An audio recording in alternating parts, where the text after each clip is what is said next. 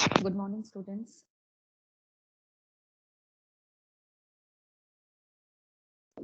Good morning, ma'am.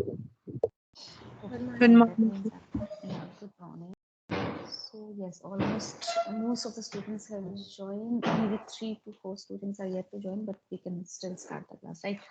So last time in theory we finished the human disease management, that how viral disease of human can be managed, right? So few techniques we discussed. So can we just quickly revise what are the management techniques available for the human viral diseases? A quick revision. So, okay, who's going to tell me?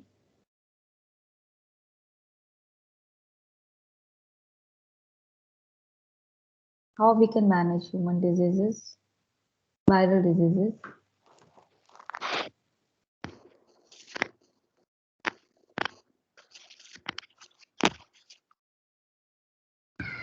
Yes, anyone?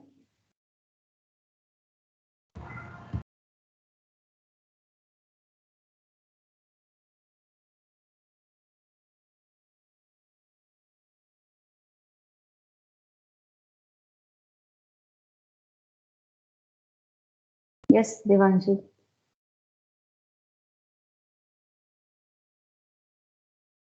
Devanshi, unmute yourself. Am I audible? Yes, you're audible. Mhm.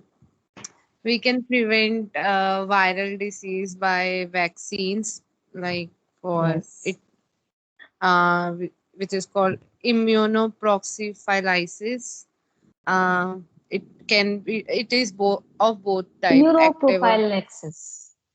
yes, Immunoprophylaxis, right? It's a tongue prophylaxis. twister, I It is guess.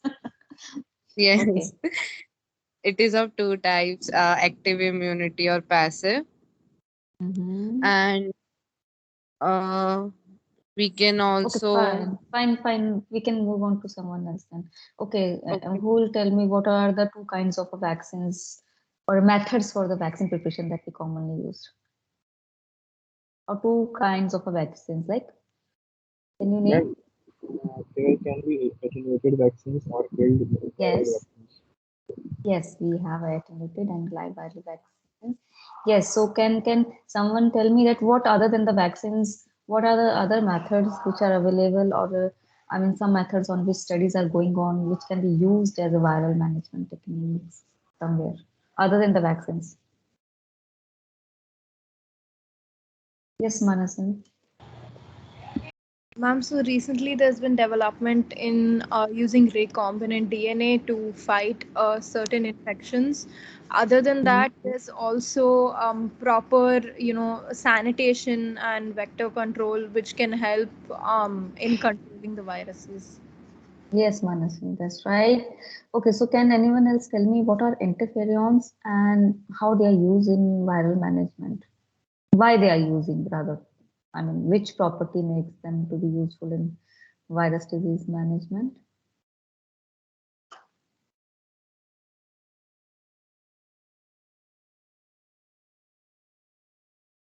Ma'am, they are basically interference are the signaling proteins which are Yes, released by the cells in response to some virus infection. yes, they are the signaling protein which are released in response to the many viruses, right?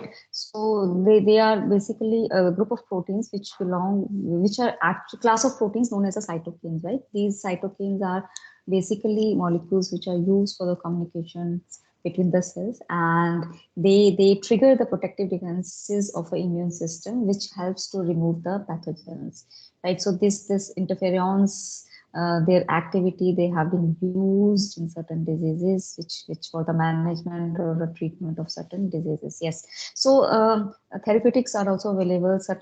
Certain antiviral compounds are also available which can be used for the treatment of viral infection. Some combination therapies where monodrug is not useful, multi-drug treatment is also been recommended, such as in case of HIV viruses. There's a heart therapy, which is the combination of 2 to 3 drugs.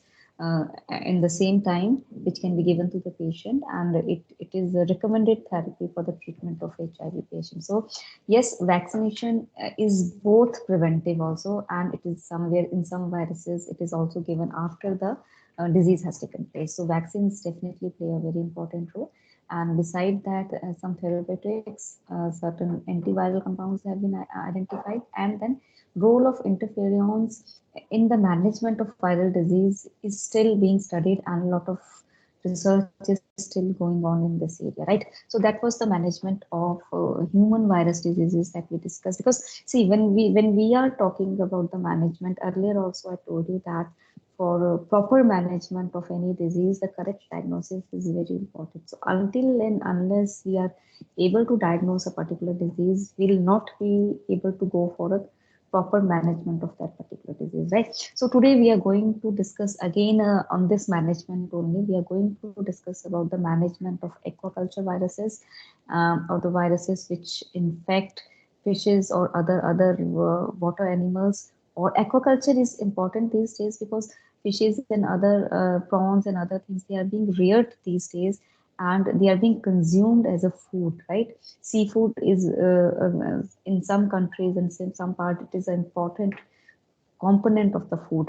So yes, a lot of aquaculture, it is being these now these are being artificially also reared, right? They are being from the natural environment also, they are being caught and they are being sold in the market. But then the artificial rearing of the fishes and other prawns or other sea organisms is also being done. But then these are also infected by a number of the pathogens or the viruses. Then how prevention and control of viral diseases in aquaculture can be done. So that we are going to discuss today, right? So global aquaculture industry has increased in the past few decades, and then definitely with the increase in the aquaculture, the corresponding increase in the aquaculture viruses has also been reported. So simultaneously, viral pathogens are being reported on the this aquaculture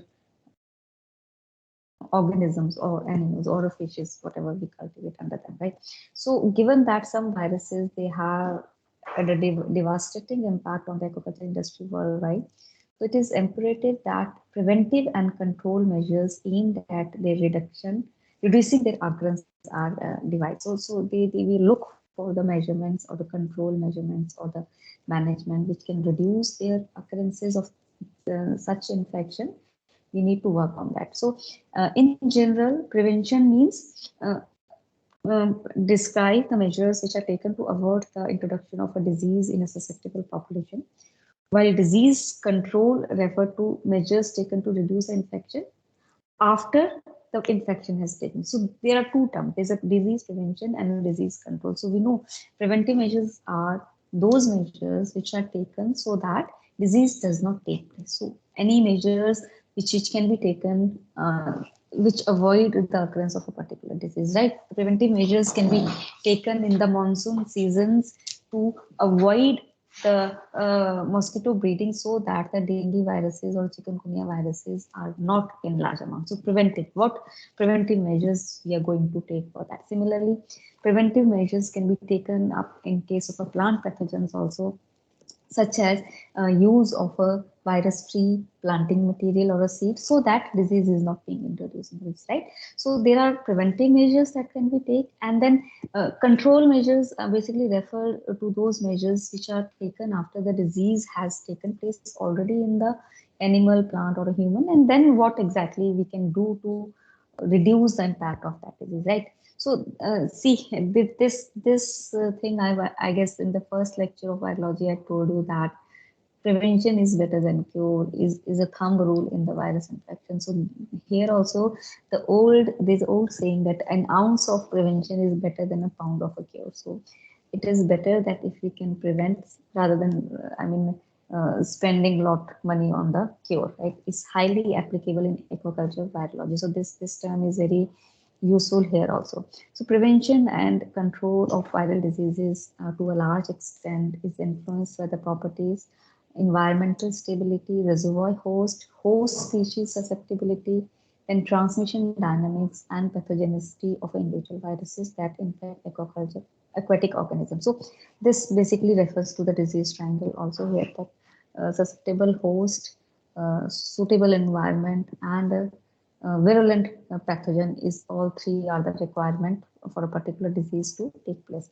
So in addition, farming in the aquatic environment where farmed and wild aquatic organism will be in a close contact and absolute biocontainment. So this is basically that if we are doing farming, right? Aquaculture is also a type of a farming. So what they do, they say that if we are doing farming in a natural environment, so there the those organisms which are impacted by a disease, they'll be in a close contact with the other organisms also. So biocontainment is difficult, or not to say impossible, using floating net pen production system. So floating net pen production system is a system basically used in the aquaculture techniques, right? So this is being done in the sea in a natural environment. So certain floating pens or nets are being introduced in the sea, so that that area particularly marks that in that area they'll rear those fish or those organisms, and they will be used consumed for a consumption purposes, for the food purposes, right? So but in that area there is no proper demarcation between the wild one, because we are doing it in a natural environment, it is not being done somewhere artificial.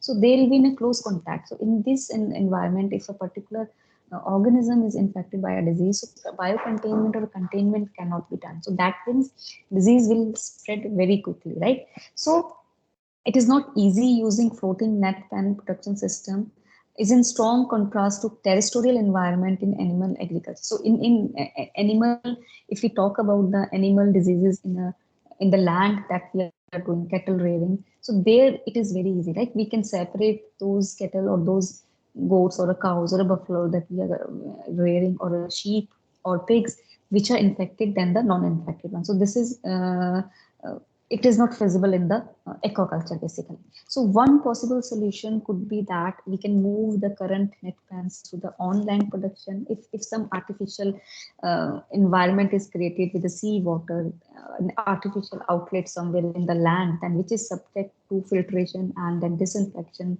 prior to being pumped into the system too. But this kind of a system will require a lot of cost, right? A maintenance cost will be very high, so it is not that feasible or not that economic.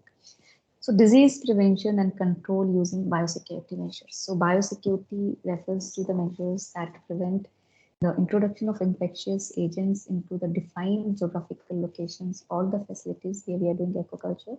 It also includes the biocontainment, which refers to control of diseases which are already present in the particular area, but aims at preventing novel transmission to the other area. So what we can do that so that these diseases cannot be transmitted to the other new areas. So the major concern in the biosecurity are the potential carriers of infectious agents, which will include definitely the infected host or a non-host biological carriers and contaminated inanimate objects. Means sometimes the pathogens can survive on the other objects also in the form of a fomite or other formation. So all those things we need to take care of. So to ensure biosecurity in aquaculture, biosecurity measures should be implemented at all stages of the aquaculture production cycle, which include brood stations where these are being breeding is being done and they are being reared, individual farms, national and international organizations which are responsible for aquaculture export and imports.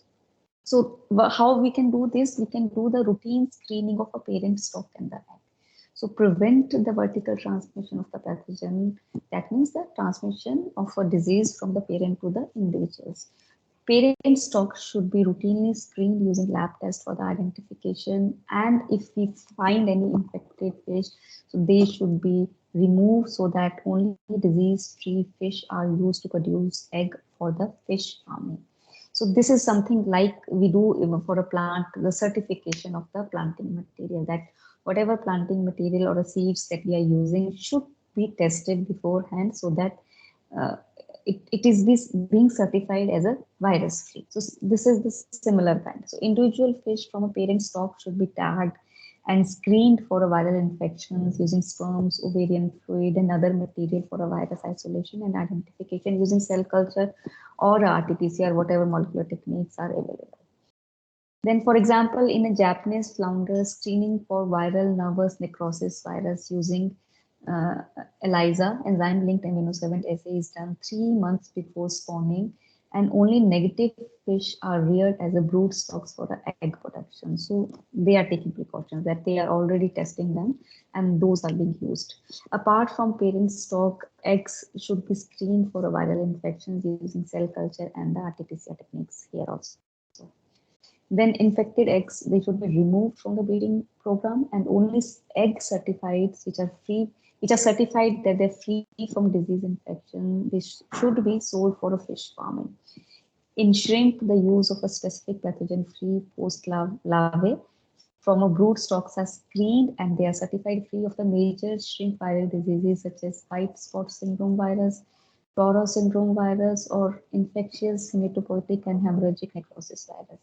So these kind of a screening is being done in case of the fish.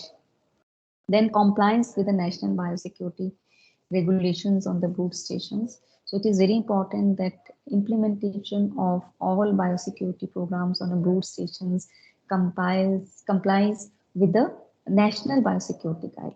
So they should follow all kind of guidelines. There are certain guidelines which are being laid, and they need to follow. So therefore, routine screening of a post-larval shrimp, fish, egg, and a breeding stock should be carried out in compliance with the national disease screening procedures for aquatic organisms, right? So these national disease screening procedures, they include the guidelines that they should be tested before they are being used in any kind of a breeding program.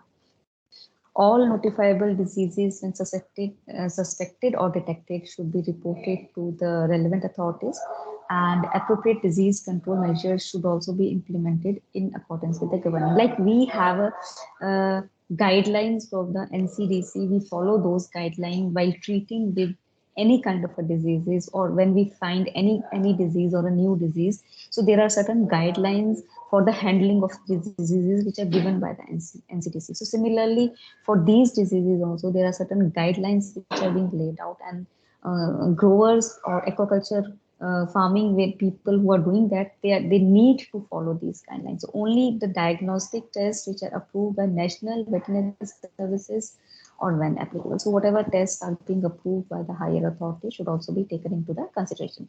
Then physical disease control measures. So this means what physical activities can be carried out to prevent infectious agents from coming into contact with the reared fish or the shrimp. So therefore, it is here they say that it is important that design of the farm, it deters the contact of a disease vectors from getting into contact with the reared stock. So all newly acquired stocks should be quarantined before they can be put in the same facility as a resident stock. So whenever we are acquiring some new stock, it is being quarantined in isolation for a certain time, and after that they should be released. The quarantine facilities should. This is something like we quarantine the people, suspected people. For example, in case of a coronavirus, what was done? People who were coming from abroad, they were not showing any symptoms. They were, when the ELISA test was done at the airport, they were showing negative. But still, those people were quarantined for certain days to make sure that they do not carry any pathogen. So similarly, they are here also it is being recommended that whenever you're acquiring a new stock, it should be quarantined away from the facility where they'll be released later. So after checking them properly and making sure that they are not carrying any kind of a pathogen, then only they'll be released into the resident facility. So duration of observation in quarantine can be variable. Around 4 to 6 weeks is ideal for a viral disease. So there should be no exchange of equipment and personnel between the quarantine and the resident shop. All acquired fish should, to the extent possible, be vaccinated before they are being put into the mainstream facility. So see, this is how much care they are taking, how much precautions they are taking so that they are not getting infected by the pathogen or the viral diseases. Then other biosecurity factors that require physical control include regulation of the temperature. Then this says that it plays an important role in reducing the occurrence of diseases such as high infection rhabdovirus in Japanese founder. So this is a some viral infection which is found in some fish. So they say that a temperature plays a very important role. So they need to maintain a particular temperature. In addition, studies in fish immunology have shown that temperature is important regulator of immune response to vaccination also, and maintaining optimal temperature during the fish production is a prerequisite to develop protective immunity in the vaccinated fish. This is related somewhere to their immune system also, that at particular temperature their immune response to vaccination is better. Then use of recommended stocking densities is also very important, because high stocking densities increase the transmission of a viral disease between the fish. So then this means how many fishes you can release in a particular area or in a particular facility. So this is also very important, because high density will increase the chances of transmission of the diseases also. Filtration and irradiation of inflow water using UV light reduce the chances of introduce viral infection. So in a controlled facilities, this can be done. Then chemical disease control measures. This involves the use of chemical substances for inactivation of viral pathogens in the aquaculture farms. So some of the basic guidelines used for the selection of effective disinfectant should be: what is their inactivation efficacy, what is their environmental impact, what is their human safety, because those fish will be consumed for the food purposes. So what is it okay to use some chemicals on those fish or not? So all these things are being tested, and it is also important that all equipment, personnel, and facilities are disinfected routinely. In addition, all fish eggs which are brought onto the fish farm should be disinfected, and the common disinfectant used for the fish include iodophor at a 25 ppm for 20 minutes, 50 ppm. So different concentration of a different chemical. Then sodium hypochlorite also can be used for the disinfectant. Sodium hypochlorite is a very common chemical that we use for the disinfection in the lab. Then high levels of ammonia and the nitrates induce stress on a fish. And these chemicals, they have a potential to cause tissue damage, making fish more vulnerable. So it is very important that there is an adequate aeration to avoid introducing hypoxia, which can cause death in the fish egg. So all those physical conditions also, which are important for the rearing of a fish, we should take care of that. Then biological control measures. So when we say biological measures, that means the biological processes to protect reared aquatic organisms from viral infections, which include the vaccination to prevent infection in immunized fish, purchase of a certified disease-free eggs or a live fish, as well as the use of a disease-resistant strain of aquatic organism. So these are being recommended. So there's a Kent and Tischler in 2000 showed that the policy of eggs only combined with the policy of only certified disease-free eggs for farming, the introduction of a disease infection in Atlantic salmon fish farms in British Columbia, Canada. So this suggests that the transfer of a live fish from brood station to the fish farm has a higher risk of a disease transmission than the egg. So they say it is preferred that you transport the egg as compared to the live. Then in the case of shrimp, protective biological processes such as use of SPF, post-larvae, and the disease-resistant strains of the shrimp is being recommended. That shrimp do not develop adaptive immune response stimulants, then we need to add some stimulants such as lipopolysaccharides and peptidoglycans are used to induce innate immune responses that are protective against viral infection in the shrimp. The national biosecurity programs integrate disease control activities which are carried out on individual farms and brood stations with the international organizations. So national biosecurity guidelines should include the details on handling disease outbreaks, compliance programs, movement of a restriction of a live fish, post-larval shrimp, frozen shrimp, and other aquatic organisms. So how we can move these fish eggs or shrimps or frozen shrimps from one part to the other. There are certain guidelines for that which are required to be followed.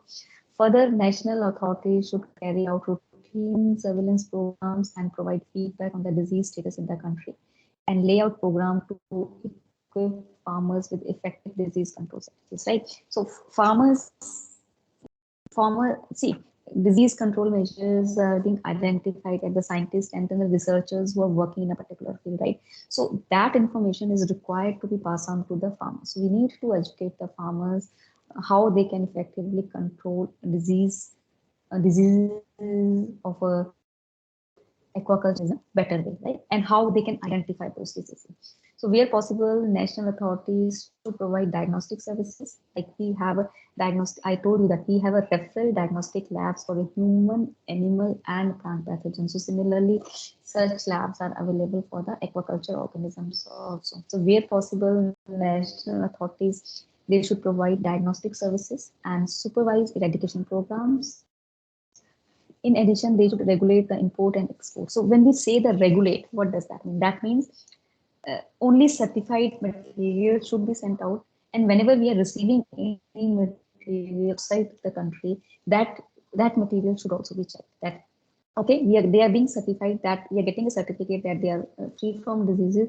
But then at our level also, we should certify and we should make sure that these are actually free from any kind of pathogen. So testing should be done at that level also. So coordinating all biosecurity activities in the country, national authorities have an obligation to improve status of farmed aquatic organisms in their countries, as well as safeguarding their local aquaculture industry from the exotic viral disease. Exotic viral diseases, why they're saying that it is possible that some diseases of these aquatic organism is not present in one particular country, right? They're present in maybe China or maybe in another country they are present, but not in India. In India, they are not present. But when we are importing this material or this fish from those countries where these diseases could be in some endemic form, there are chances that this disease will also get introduced to our country, right? And how that pathogen will behave in our country is totally different, because could be that the climate and vector is conducive for their transmission in India. So it could be more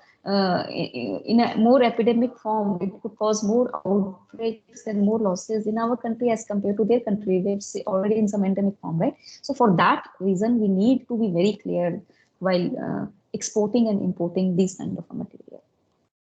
International biosecurity, although the profile of aquatic viral diseases which are found in different countries, it might differ, right? So the distribution of some of the diseases cuts across different countries, which demands common strategies for their control. So to coordinate these kind of activities, different international organizations, they are engaged in animal health activities. They have been established. So which include Food and Agriculture Organization, FAO, of United Nations, and World Organization of Animal Health, right? So this FAO provides guidelines on the control and prevention of diseases for food animals, while this Office International, OIE, it deals with the animal health issues, including diseases of aquatic organisms. So they are the like World Health Organization, it deals with the diseases and the pathogens of the human. Similarly for animal health and the aquatic animal health, there are certain international and the national organizations for that also, and they lay out certain guidelines which we are required to follow, right? So since its inception in 1924, OIE has been involved in developing science-based disease control strategies and standards to guide countries in protecting their animals from major diseases, right? Likewise, we are concerned about the human diseases. Similarly, we are concerned about the diseases of the animals also, and aquaculture organisms also. Although OIE Aquatic Animal Health Code and Manual of Domestic Texts for Aquatic Animals, they provide framework and guidelines for country to develop biosecurity programs for use at the national, root station, and individual farm levels, so that the requirement for health certification in connection with the trade. Why they are interested? Why they are imposing? Because at the end, these animals are being traded for different purposes. And trading is one way which can allow the movement of a different kind of a pathogen. So that we need to stop, right? So they rank all diseases into high to low risk category, and then they provide guidelines on the prevention and control based on their ranking. And they also provide guidelines for determining the prevalence of these diseases in a defined epidemiological units, their diagnosis, their disinfection, surveillance, prevention and eradication, and restocking procedures. So from their diagnosis to the eradication, they are providing all guidelines. So in principle, FAO and OIE are not only responsible for control of a transboundary animal diseases, but they also provide guidelines for countries to develop their own biosecurity control measures, right? Then selective breeding for a disease resistant, like we do a breeding for a disease resistant in the plants also, right? So similarly, a selective breeding for a disease resistance is done here. So again, the disease resistance mean ability of the any host to limit the infection by reducing or preventing pathogen or replication following exposure to the pathogen, right? That particular, for example, in a plant also, if certain plants are resistant to few pathogens, they have some sort of their immunity in them, some resistant genes which are found in them, or they are being through breeding programs, they are being generated in such a way, right? Currently, there are two approaches for use for generating disease-resistant fish in aquaculture, and these include selective breeding of a naturally resistant fish strains to infection and use of a molecular biology tool to identify the marker for resistance in a fish. So they need to identify the fishes which are actually resistant to some pathogens, and they can identify these and then what genes in this fish are actually responsible for providing the resistance can be identified by using various molecular techniques. So that can be used in the breeding for resistance. The natural selection of a disease resistant strains. Here the breeding of a disease resistant farm aquatic organism is based on the selective survivors of a lethal challenge to infections or epidemics. So they either knowingly they inoculate the fishes with some strain and then say they see what is happening, or if they are naturally infected by some pathogen and with some fishes they are not infected, then those are being isolated and they are being tested, right? So they test them for the resistance of the pathogen. However, studies on breeding disease-resistant fish against viral infections has only gained, it has just started from the past few decades, 2 decades only, mainly because majority of fish viral diseases have only been discovered during this time. So not much has been done, but yes, people are working in this area. So in Norway, disease resistance has been target rate for salmon breeding program for a bacterial and viral disease since 1993, which led to identification of Atlantic salmon strains that are highly susceptible to infectious pancreatic necrosis virus. So this trait paved the way for optimization of this infectious pancreatic necrosis virus challenge models in which highly susceptible fish to IPNV infection gave a wide discriminatory capacity between vaccinated and non-vaccinated fish. So they are allowed to do certain experiment where they are challenging the fish with the highly pathogenic strains, and then they are seeing whether how they are behaving, how if they have vaccinated one particular fish, what is the impact of the disease on that fish as compared to the unvaccinated one. So selective breeding has a dual benefit of identifying fish strains resistant to disease infections, as well as identifying highly susceptible fish which are suitable for optimizing challenge model for a virus vaccine efficacy trials, because they'll need some model fish also to do these kind of a studies. So those fish which were found to be highly susceptible, they were identified as a model fish to study these kind of a experiment, and the resistant one were identified as a resistant one and which can be used in the breeding program or further in the rearing of the fish. Then disease prevention by vaccination. Vaccination, again, the vaccination in aquaculture has emerged one of the most effective disease preventive strategy. And it is evidenced by the fact that vaccinated fish are less at risk of contracting viral infection as compared to the unvaccinated one. So these are the studies which are being done on the vaccinated and unvaccinated fish, and they found that definitely the unvaccinated fish, they have more chances of contracting virus infection. However, a successful vaccine in the modern era requires antigen identification on the surface of the pathogen, which should be recognized by. So definitely that how a vaccine is being developed, you need to identify the antigens, and then against those antigens, the vaccination or vaccine can be developed. So as a result, the choice of antigen delivery in a vaccine design is becoming wide because vaccines can be made from inactivated whole virus, or these are the different techniques which is being used in the human viruses also. Those techniques are being used in the development of the vaccines in the viruses of the fishes also. So choice of the antigen delivery is again dependent upon several factors: safety, cost, efficacy, and type of the immune response which is being induced, right? So by this, how we can manage management of a, well, see, now we have studied the management of the plant viruses, now we have studied the management of the human viruses, and today we have studied the management of the uh, aquaculture organism. So common things, right? The common basic principles are, first is the prevention, and then the other methods which are being used. Rather, first one is the diagnosis, right? पहले तो हम diagnose करेंगे, and then what are the preventive steps that can. So preventive steps we recommend in case of a plant viruses also and the human viruses also. Similarly, preventive steps are being taken in case of the aquaculture viruses also, right? And then if we talk about what if the disease has taken place, of vaccination also comes in a preventive steps, right? If we have a vaccine for a particular virus and we can vaccinate the fishes, so disease can be prevented. Similarly, in humans, many diseases are prevented because of the vaccination that we are receiving from since the childhood.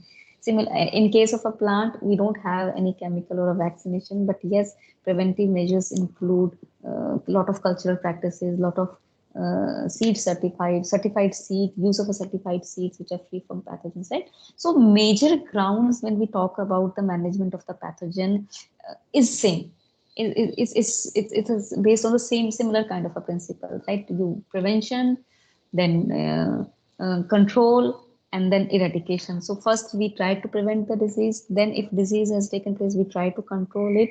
And if we are able to, or we are able to control a particular disease, then we can go for the eradication programs by using a lot of vaccination and other series of maybe number of vaccination will be required for that, right? So the basic principle for the management remains same everywhere, whether we are talking about the plant, whether we are talking about the humans, or whether we are talking about the aquaculture organisms, right? So management of any disease, again I'm saying management of any disease depends upon the correct diagnosis, and then how if we are able to correctly diagnose a particular disease, then how, what are the different steps can be taken to reduce the impact of the disease. And eradication means how we can eradicate a particular disease from a particular group of a population by using a series of a vaccination program, like polio has been eradicated, like smallpox has been eradicated, right?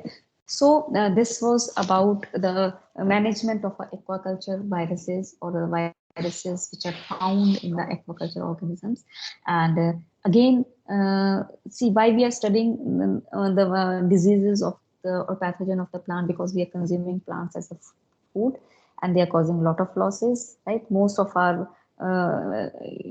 our hard work is being wasted just by the infection of the pathogen, which is reducing the yield. Again, human viruses, why we want to speak, they're causing mortality and morbidity, the disease burden on the human population, which is not good. Again, why in aquaculture viruses we want to study, because the aquaculture food, it is one major part of the food that we are consuming. The fishes like prawns and other aquaculture organisms that we consume for the food. So definitely, if they are infected, they are not good. So it is not fit for the human consumption. So definitely, we need to do something to manage, or we need to go for the management of those viruses also, right? So this is the importance of the management of any kind of a disease, whether it's plant, whether it's human, or it's animal, or it's aquaculture organism, right? So that's all for management of aquaculture viruses from my side. If there is any question, please ask your questions.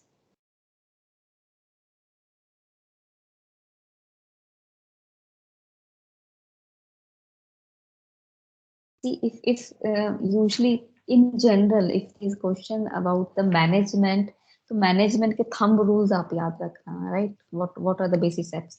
Steps follow will be the same in all the cases, just maybe अंदर की कुछ चीजें differ होंगी. So the basic principle principles होंगे management के वो सब जगह सेम रहेंगे, वो वेरी नहीं करेंगे, right?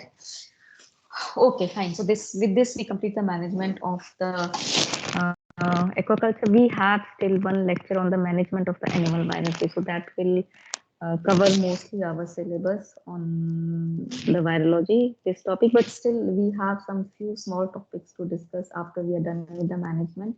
So we'll take those small topics and then let's see how we can start the revision also, right? Okay, so this Thursday you're having your midterm practical exam. Make sure all your practicals are being uploaded online because there are marks for practical. There will be a written exam, there will be a viva followed by the written exam, right? So make sure all your cameras are working because you have to keep your cameras on for during your exam duration. Make sure your mic is working properly.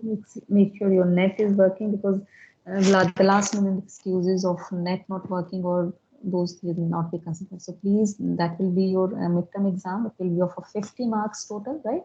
So do it properly, right? Okay, so can we switch on the cameras for attendance since you don't have any questions?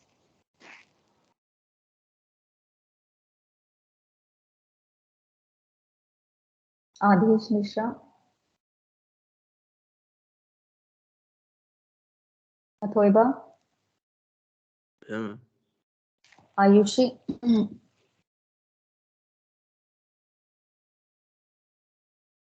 Ayushi, can you hear me? Yes, ma'am. Sam, please switch on your camera, Present, student. ma'am. Devanshi. Present, ma'am. Yes, I can see you. Ishita, yes, I can see you. Ishita, Janvi Singh. Janvi, are you there? Kshitij, yes, I can see you. Kshitij. Manaswini Sridhar. Present, ma'am. Yes, Manaswini, I can see you. Namrita Pal. Present, ma'am. Yes, Namrita, I can see you. Nandini Raj. Present, ma'am. Yeah, Nandini, I can see you. Nehal Joshi. Present, ma'am. Rupal Joshi. Present, ma'am. Sahiba. Present, ma'am. Sanjana. Present, ma'am. Shakti. Present, ma'am. Shivani Mishra. Present, ma'am. Hey, Shakti, Shivani. Tanvi Sharma. Yes, Tanvi, are you there? Tridev, yes, I can see you, Tridev. Vanshika Bhatt, Present, ma'am. yes. Vanshika, you're traveling somewhere, huh? Vivek Gupta, Yukta, Present, ma'am. Yuvraj, Present, ma'am. yes. Okay, fine. Okay, students, you can just leave the meeting. Thank you so much. Thank you, ma'am.